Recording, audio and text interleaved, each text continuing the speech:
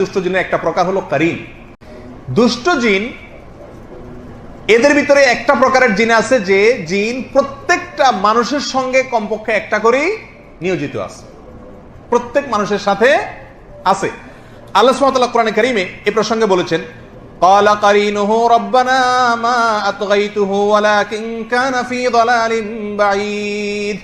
কিয়ামতের দিন মানুষ যখন বলবে, আল্লাহ আমার সঙ্গে থাকা শয়তানটাই আমাকে কুমন্ত্রণা দিয়ে দিয়ে বিপদগামী করেছে, আজ তাকে বিচার করেন, আমার কোনো দোষ নাই। তখন মানুষের যে কারিন, প্রত্যেকটা মানুষের সঙ্গে যে দুষ্ট জিন থাকে, শয়তান থাকে, সেই শয়তান দুষ্ট জিন বলবে আল্লাহকে, রব্বানা মা আতগাইতুহু, ও আমার রব, আমরা এদেরকে পথ হারা করি নাই, বরং সে নিজেই বিপদগামী ছিল। তাহলে এই আয়াত থেকে আমরা বুঝতে পারলাম যে প্রত্যেকটা মানুষের সঙ্গে যে থাকে দুষ্ট জিন বা শয়তান, শয়তানরাই হলো জিনের একটা প্রকার, দুষ্ট। তো এই জিন যে মানুষের সঙ্গে থাকে নিয়োজিত একটা করে প্রত্যেকের সাথে কমপক্ষে, একে বলা হয় কারিন। এটাও দুষ্ট জিনের একটা প্রকার। এই প্রসঙ্গে রাসূল আকরাম সাল্লাল্লাহু আলাইহি ওয়াসাল্লামের একটা হাদিসও আছে। তিনি বলেছেন, তোমাদের প্রত্যেকের সঙ্গে একটা করে দুষ্ট জিন আছে, অর্থাৎ শয়তান আছে। দুষ্ট জিন মানে শয়তান, সকল শয়তানই জিনের অংশ। তো এদের কাজ হলো প্রত্যেকটা মানুষকে সারাদিন জাহান্নামের দিকে নিয়ে যাওয়ার চেষ্টা করা, বিপদগামী করে তোলার চেষ্টা করা, এই হলো তার ডিউটি। ভালো কাজ করতে চাইবা, তোমার শরীরের ভিতরে প্রবেশ করে তোমার গোটা শরীরকে নিয়ন্ত্রণ করার ক্ষমতা আল্লাহ তাআলা তাকে দিয়েছেন।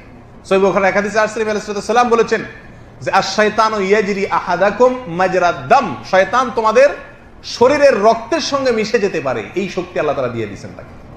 তো আপনার শরীরের রক্তের সাথে মিশে গিয়ে আপনাকে অলস বানায় দিবেন, আমাদের সময় মেজ মেজ করবে, শরীর ভালো লাগবে না। কথা বুঝে আসছে? এসব কে করে? ওই সঙ্গে থাকা শয়তানটা, কারিন, সে করে। তো নবী সাল্লাল্লাহু আলাইহি ওয়াসাল্লাম বলেছেন, তোমাদের সবার সঙ্গে একটা করে আছে।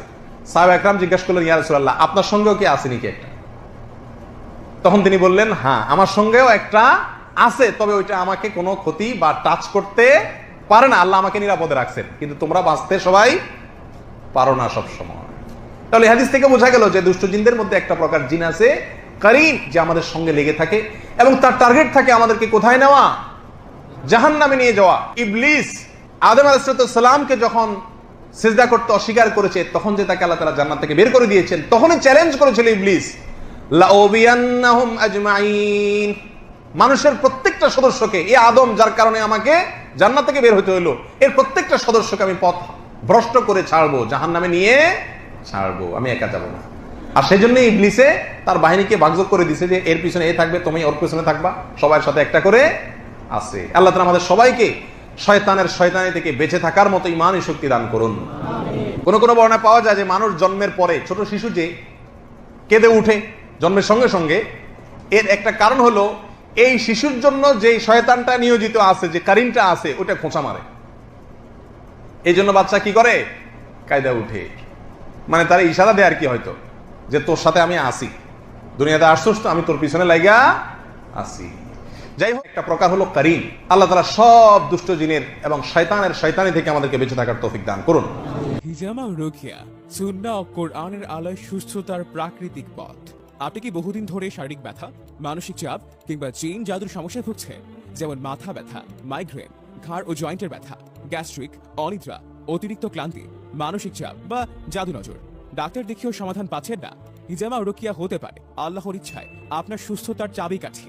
রুকিয়া কোরআনিক হিলিং হলো কোরআনের আয়াত ও দোয়া দ্বারা চিকিৎসা। এর মাধ্যমে জিন, জাদু, বদনজর, বিয়ে বন্ধ বা গর্ভপাতের জাদু নষ্টকরণ, দুঃস্বপ্ন, বুক ধরফর, আতঙ্ক, অস্থিরতা দূরীকরণ, ব্যবসা, চাকরি বা সংসারে অকারণে অশান্তি, পড়াশোনায় মন না বসা ইত্যাদি সমস্যার সমাধান করা হয়।